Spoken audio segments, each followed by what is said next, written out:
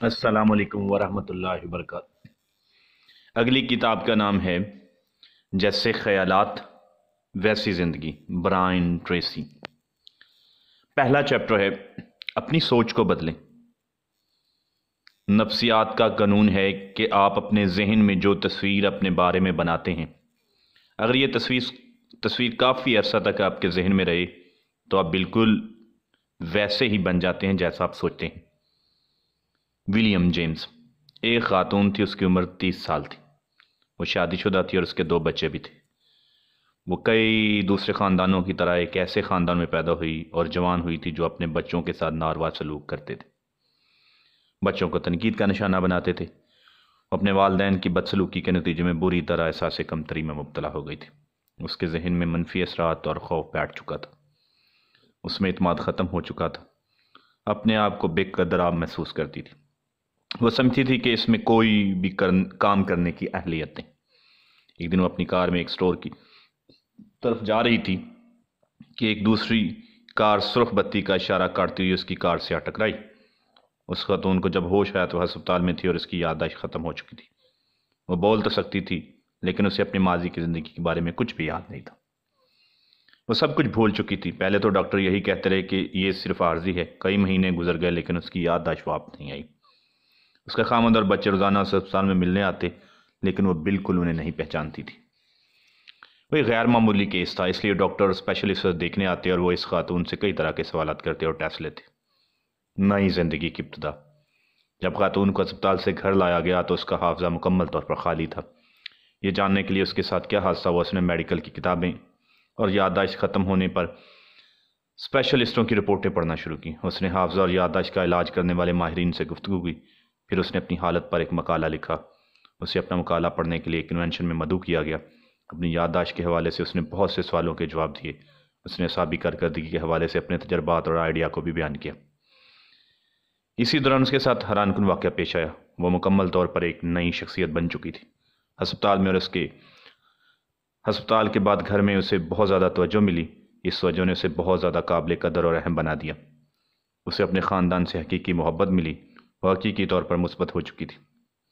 اس میں بھرپور اعتماد آ چکا تھا۔ وہ اہم خاتون بن چکی تھی۔ اس کے علاوہ وہ بہت زیادہ مہذب اور عالم فاضل بھی بن گئی تھی۔ وہ میڈیکل کے شعبے میں اکثر تقریر کرنے کے لیے بلائی جاتی، اپنے شعبے میں اتھارٹی رکھتی تھی۔ اس کے بچپن کے تمام منفی خیالات اس کے حافظے سے نکل چکے تھے۔ اس کا احساس کمتری بھی ختم ہو گیا تھا۔ وہ بالکل نئی شخصیت بن چکی تھی۔ اس نے اپنی سوچ کو تبدیل کر کے اپنی زندگی کو بہترین بنا لیا تھا۔ کوڑا کاغذ۔ اسکاٹش فلاسفر ڈیوڈ نے سب سے پہلے بچے کے ذہن کو کوڑا کاغذ قرار دیا۔ اس کے نظریے کے مطابق جب کوئی بچہ پیدا ہوتا ہے تو اس کا ذہن خیالات سے بالکل خالی ہوتا ہے۔ اس کا ذہن بالکل کوڑے کاغذ کی مانند ہوتا ہے۔ ہر شخص اپنے ماحول سے ہی سیکھتا ہے اور خیالات لیتا ہے۔ بچے کے قریب سے گزرنے والا ہر شخص اس کے ذہن پر ایک نشان چھوڑ جاتا ہے۔ ایسے ہی تجربات سے گزرتا ہوا بچہ بلوغت تک پہنچتا ہے۔ ان تجربات اور ماحول کے اثرات کے نتیجے میں اس کی شخصیت تشکیل پاتی ہے۔ جیسا کہ رسول نے کہا، جیسا اثر قبول کیا جائے گا ویسا ہی اس کا اظہار ہوگا۔ شاید 20ویں صدی میں انسانی اہلیت کے حوالے سے عظیم ترین دریافت ذاتی نظریہ ہے۔ یہ نظریہ کہ ہر شخص اپنی پیدائش سے ہی اپنی ذاتی عقائد کو مضبوط بنانا شروع کر دیتا ہے۔ اس کا ذاتی نظریہ تب سے ہی آپ کے لاشعور کے کمپیوٹر میں ماسٹر پروگرام ترتیب دے دیتا ہے۔ اس پروگرام کے حوالے سے آپ سوچتے ہیں، کہتے ہیں، محسوس کرتے ہیں اور کام کرتے ہیں۔ آپ اپنے ذاتی نظریے کے حوالے سے جو کچھ بھی سوچتے ہیں وہی آپ اپنی خارجی دنیا میں کرتے ہیں۔ بچہ جب پیدا ہوتا ہے تو اس کا کوئی ذاتی نظریہ نہیں ہوتا، لیکن تمام احساسات، رویے اور اقدار اپنے بچپن سے ہی سیکھتے ہیں، جو کہ آئندہ عملی زندگی میں آپ اپناتے ہیں۔ آپ کے تمام اظہار ان نظریات کا نتیجہ ہیں۔ جو نظریات آپ نے اختیار کیے، جب آپ یقین کر لیتے ہیں کوئی بات سچ ہے تو پھر وہ بات آپ کے لیے سچ ہی ہوتی ہے۔ پہلے تاثرات دائمی اثرات رکھتے ہیں۔ آپ کے والدین نے اگر آپ کی پرورش مستقل طور پر آپ کے یہ کہتے ہوئے کی کہ آپ بہترین انسان ہو، آپ سے ہر کوئی محبت کرتا ہے، آپ کی حوصلہ افزائی ہوتی رہے گی، آپ کا اعتماد اپنی ذات پر مکمل ہوگا، آپ جو کچھ بھی کرنا چاہتے ہیں اس کی آپ کو آزادی ہے۔ آپ کو بچپن سے یقین دلایا جاتا ہے کہ آپ بہت اچھے اور قابل قدر انسان ہیں۔ 3 سال کی عمر تک یہ باتیں آپ کے یقین میں شامل ہو کر آپ کی ذات کا بنیادی حصہ بن جاتی ہیں۔ آپ اپنے آپ کو عملی شکل میں لے آتے ہیں اور حقیقی زندگی میں ویسا ہی انسان بنتے ہیں جیسا آپ کے ماں باپ کہتے ہیں۔ اگر آپ کے والدین نے آپ کی پرورش ایسے انداز میں کی اس بات سے لا علم ہوں کہ ان کے طاقتور الفاظ آپ کے رویے اور شخصیت کی تشکیل پر کیا اثرات مرتب کرتے ہوں گے، تو پھر وہ بہت آسانی سے آپ کو تنقید کا نشانہ بنا کر آپ کی شخصیت کو تباہ کر دیں گے۔ جب کسی بچے کی ابتدائی عمر میں ہی مسلسل تنقید کا نشانہ بنایا جائے تو وہ سمجھنے لگ جاتا ہے کہ اس میں ضرور کسی چیز کی کمی ہے۔ وہ نہیں سمجھ پاتا کہ اس کی تنقید کا نشانہ کیوں بنایا جاتا ہے، اسے سزا کیوں دی جاتی ہے، لیکن وہ سمجھتا ہے کہ اس کے والدین اس کی حقیقت کو سمجھتے ہیں کہ وہ اس سزا کا حقدار ہے۔ بلوغت اور جوانی میں شخصیت اور ذات کے مسائل کا شکار ہونے والوں کے متعلق نفسیات کہتی ہے کہ اس کی وجہ انہیں بچوں میں والدین کی محبت کا نہ ملنا ہے۔ بچوں کی محبت اور شفقت کو ایسے ہی ضرورت ہے جیسے پھولوں کو بارش کی ضرورت ہے۔ جب بچے محسوس کرتے ہیں انہیں پیار نہیں کیا جا رہا تو وہ اپنے آپ کو غیر محفوظ خیال کرتے ہیں۔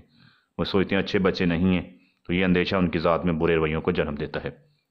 اس سے ان میں غصہ، مایوسی، نا امیدی، خواہشات کا خاتمہ، شخصیت کے مسائل ابھرتے ہیں۔ جب آپ پیدا ہوئے تھے تو آپ کو کوئی خوف نہیں تھا۔ جب بچہ پیدا ہوتا ہے تو اسے کوئی خوف نہیں ہوتا، لیکن جو بچے کسی پرشور جگہ میں پیدا ہوتے ہیں، ڈرپوک ہوتے ہیں، بچوں کے ذہن میں خوف ان کی پرورش کے ساتھ بڑھتا ہے۔ اپنے اندر دو بڑے خوف، ناکامی کا اور نقصان کا خوف، اور تنقید یاد رکھے جانے کا خوف۔ جب ہم کوئی نیا یا مختلف کام کرنے کی کوشش کرتے ہیں تو ہم پر تنقید کی جائے یا ہمیں سزا دی جائے تو ہمارے ذہن میں ناکامی کا خوف پیدا ہونا شروع ہو جاتا ہے۔ ہمیں سختی سے منع کیا جاتا ہے کہ ایسا کرو، اسے ہاتھ نہ لگاؤ، اس کے ساتھ تنقید کا نشانہ بھی بنایا جاتا ہے اور جسمانی سزا بھی دی جاتی ہے۔ پھر ہم اپنے آپ کو گھٹیا اور کمزور خیال کرنا شروع کر دیتے ہیں۔ ان احساسات کو ان الفاظ میں بیان کرتے ہیں: میں نہیں کر سکتا، میرے سے نہیں ہوگا۔ ناکامی کے خوف کی یہی وجہ بنیاد بلوغت کی زندگی کی ناکامی کی وجہ بنتی ہے۔ بچپن میں کی گئی غیر معیاری تنقید ہماری بلوغت پر اثر انداز ہوتی ہے، اس لیے ہم اپنے آپ کو بہت سستا بیچ دیتے ہیں۔